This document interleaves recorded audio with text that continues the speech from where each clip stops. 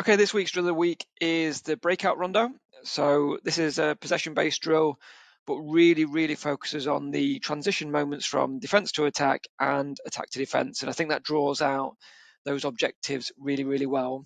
Just going to click play. In terms of setup for this drill, we've got two boxes that we're going to cone off. So a smaller box and, sorry, I started halfway through that. So we've got a smaller box and a larger box.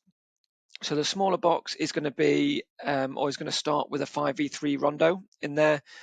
So pick the size of that to suit your players. It wants to be challenging because you want that transition to happen, but you don't want it to be too easy for the defending team either. And then you're going to have a larger square around the outside where you're going to have 4 more players that are on the same side as the 3, so same colours as the 3, that are waiting for that transition to happen.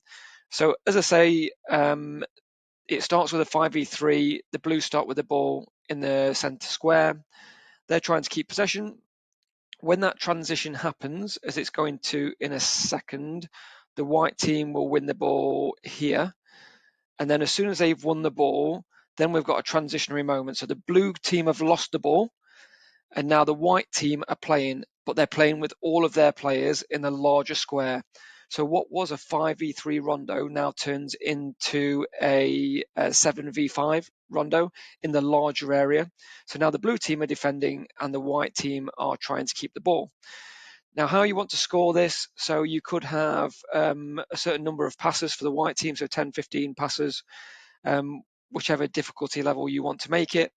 And the blue team score a point by getting the ball back and then scoring in one of the mini goals that are on each corner of the square. So we've got lots of transitionary moments in here. So already the blue team have gone from attacking to defending, and the white team have gone from defending to attacking. So that's one transitionary moment.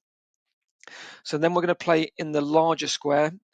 And as the blue team win the ball back, which they should do shortly, that then transcends into another transitionary moment where the blue team are now going from defending to attacking, and now the white team are going from attacking to defending, right? So the blue team they started with the ball, they've then gone into a defensive transition, so from attacking to defending, and then they've gone from defending to attacking again and trying to score a goal in one of the mini goals.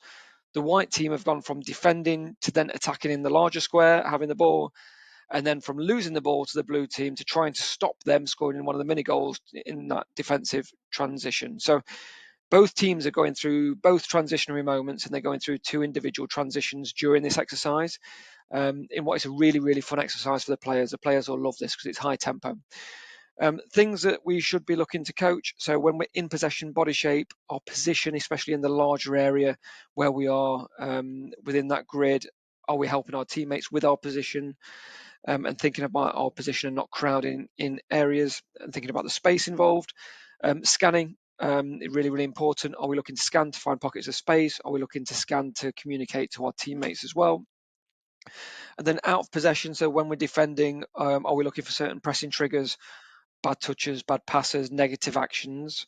Are we thinking about the timing of our press, which is really important? And are we going in numbers as well? The timing of that press will really help, and pressing on triggers that we want to press on, and cutting passing lanes as well. So are we thinking about how we press, not straight on, but are we cutting a passing lane to another player to reduce the amount of positive actions that player on the ball can have? And although that press might take slightly longer, 1-2 seconds, we've reduced the amount of options they have significantly, so we're more likely to get the ball back. But yeah, really fun drill as a coach and as a player.